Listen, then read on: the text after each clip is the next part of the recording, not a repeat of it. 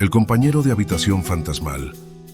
Era el primer día de clases en la universidad, y Mateo había conseguido el dormitorio perfecto, una habitación amplia en el antiguo edificio Reynolds Hall.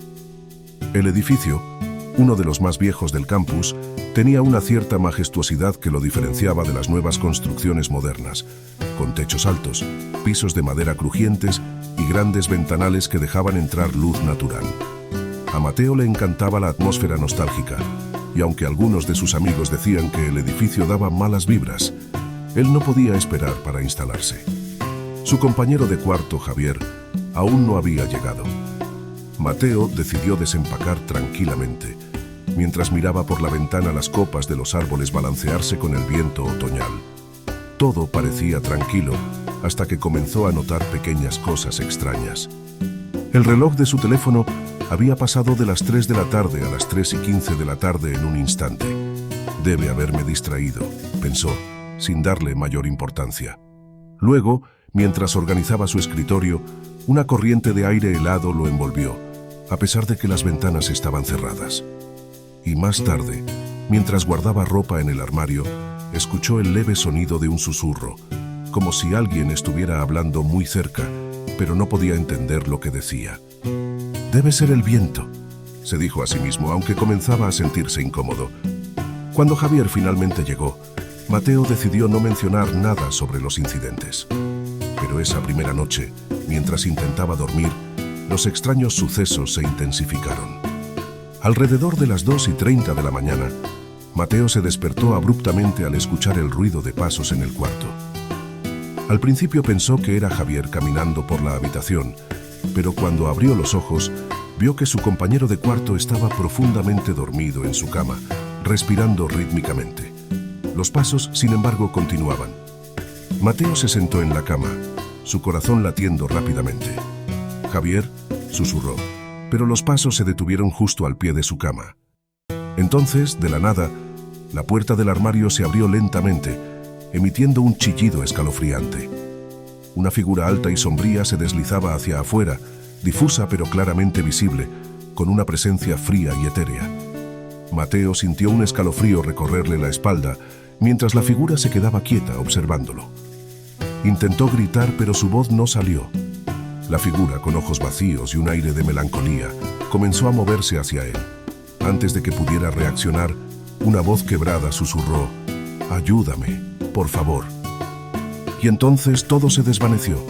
La figura desapareció y el silencio llenó la habitación. A la mañana siguiente, Mateo se sentía agotado y confundido. No sabía si lo que había visto era un sueño o una especie de alucinación, pero algo en el ambiente seguía sintiéndose mal. Decidió investigar sobre Reynolds Hall.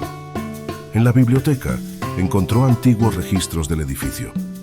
Para su sorpresa, se enteró de que hace años, en esa misma habitación, había ocurrido una tragedia. Un estudiante llamado Tomás Romero se había quitado la vida tras semanas de aislamiento y depresión. Se decía que había dejado notas desesperadas, pidiendo ayuda que nunca llegó. Mateo se estremeció al leer la historia. ¿Podría el fantasma de Tomás ser quien lo había visitado la noche anterior? Esa noche, ya no podía ignorar las señales. Cuando apagó las luces, escuchó de nuevo los susurros. «Ayúdame».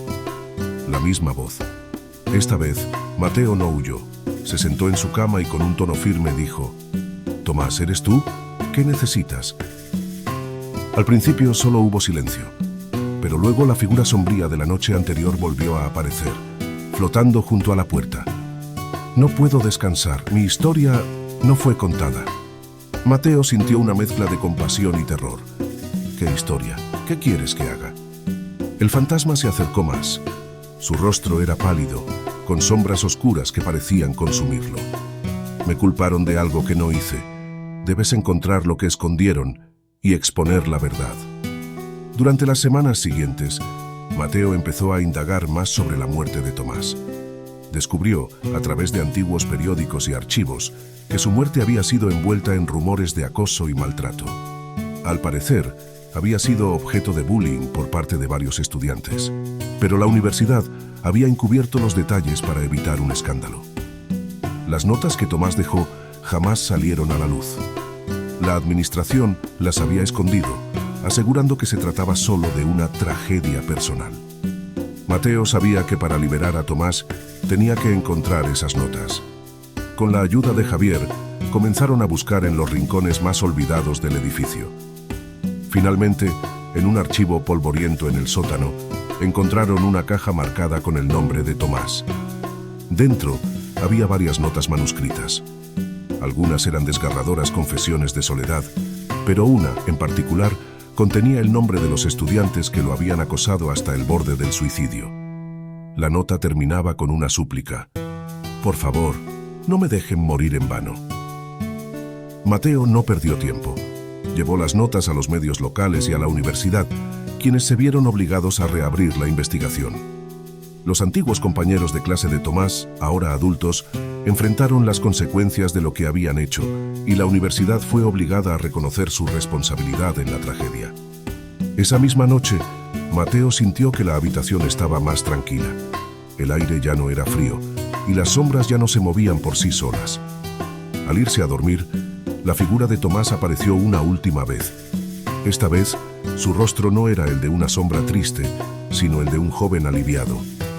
«Gracias», susurró el fantasma antes de desvanecerse para siempre.